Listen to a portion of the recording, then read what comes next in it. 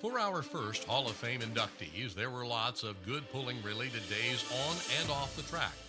But for the Wilsons, Jim, Ellie, and son Dennis, there were none better than February 5th, 1977. As recounted in the Puller magazine, halfway through the 5 modified class, the crowd saw a barn burner pulled by Dennis Wilson on the Little American Ford machine that held for the rest of the class for a first place. What a finish for Wilson, who went home with a second here last year. Last puller of the class just missed Wilson by a foot. Wilson also went home this year with Best Appearing Pit Award. A memorable weekend for the Wilson family. The Wilson family of Greenville, Ohio had just gotten the attention of the pulling world with Dennis's 184-foot, 9-inch victory in the Saturday afternoon session of the 4th Indy Super Pull. But the seeds of this triumph were sown years before, when Dennis started helping other pullers and asking them questions at the tender age of 14. By 1974, Jim had let Dennis drive in the 7,000-pound modified class with enough front-end weight just to give me seat time, Dennis recalls. That year, he was voted the Ohio State Tractor Pullers Association's Rookie of the Year, and by 1975, the junior partner had assumed the driving chores entirely. Columnist Nancy Obermeyer contended that Dennis was the association's youngest puller and the first son to start driving for his father on the national circuit. When interviewed in 1976, Dennis sounded like a veteran. When I see guys like Ralph Chamberlain Jr. and Don Walter pulling in with their dads, it's like seeing Dad and me all over again. The sport is a lot more complicated now, but the father-son thing is still the same. Now Dad and I discuss each run together, dividing the responsibilities. He checks out the track and I take care of the tractor, and we exchange advice. Ellie shared her feelings about Dennis's pulling in 1975. I hope he has respect for himself, the crowd, and safety. If those words sound remarkably circumspect, even for a pulling wife and mom, understand that Ellie's involvement in the motorsport far preceded Dennis's first turn in the seat. After witnessing a substandard pull, Ellie began attending local club meetings to make her dissatisfaction known. Soon, she had not only become the club secretary and treasurer, but was also serving as the secretary, the OSTPA, in addition to her responsibilities as bookkeeper of the family livestock business and as mom to Dennis and daughter Lynn. In ensuing years, Ellie Wilson could be counted on to provide an authoritative voice and organizational help, serving in capacities as diverse as sponsor queen, executive secretary, and Easter egg hunt coordinator. Of a fledgling pull close to home, Ellie said, "They have very nice facilities, and the park itself is only 2 years old. I think eventually, Fort Recovery will become one of the nicer places to pull." In 1980, Ellie founded the OSTPA's newsletter, Roarin' Times, which lives on to this day. And for the Pulling Foundation, formed to support the growth of tractor and truck pulling, Ellie served as both secretary and puller spouse representative on the board of trustees.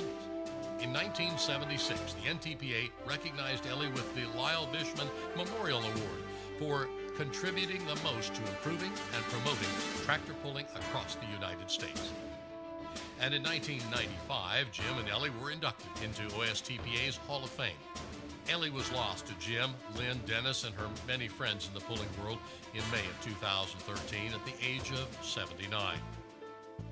In 1970, husband Jim had moved on from farm stock pulling, first to a Farm All H with a truck engine, and then to a 390 Ford in a Cox at 40 chassis that competed in the 5,000 and 7,000 modified classes. Our first record of his NTPA career is a 1971 win in Jackson, Michigan, and a third-place finish in national points, both in the 5 mod.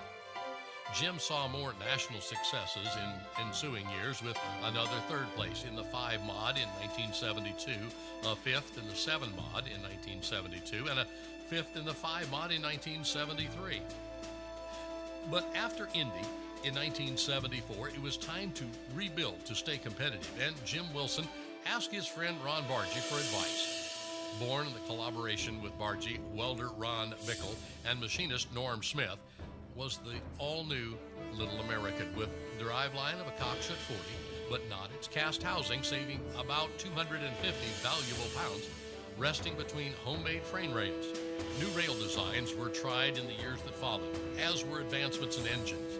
A standard wedge head in 1974, fuel injection in 1975, and finally in 1976, what would become the Little American's iconic power plant. A single overhead cam supercharged Bob Nichols prepared 427 Ford racing engine. The Cammer Ford, as it came to be known, was irrepressible, regularly outperforming twin-engine tractors in the 7 mod through the end of the decade and capturing that statement 5 mod win at the 1977 Super Bowl.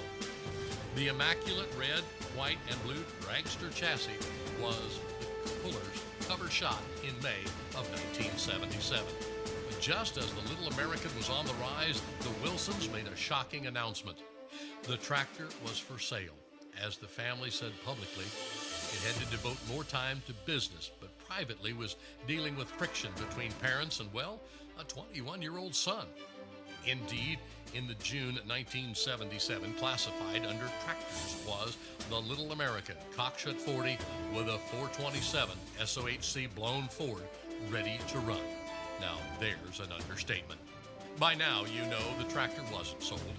Bargee and Smith stepped in to drive, and by season's end, the Little American had captured the 7,000-pound Grand National Modified Championship and took second in the 5. But would Jim's boy return to the seat? Well, there's a story there, too.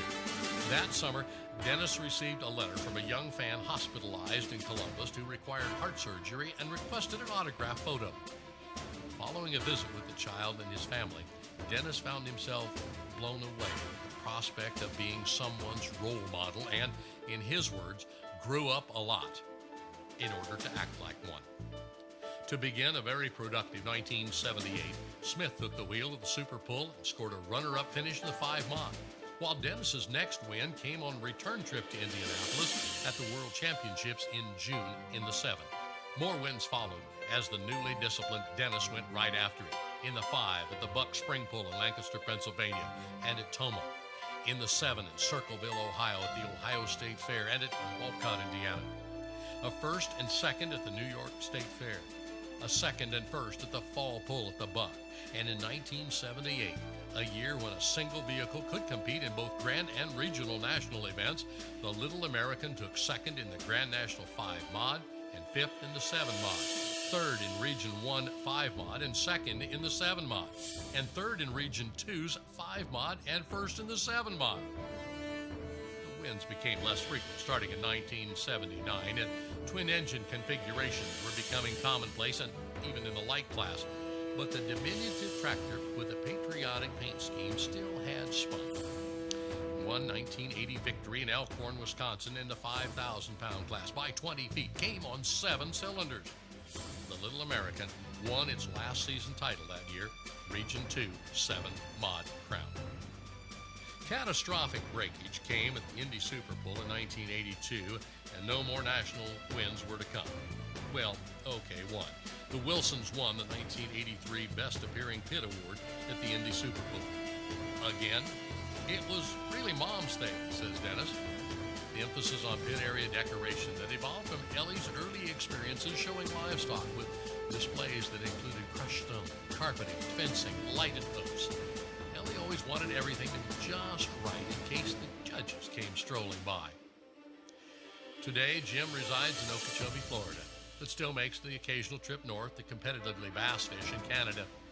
In addition to son Michael, who pulls a 4-wheel drive street truck, Dennis has a daughter Christy and 3 grandchildren.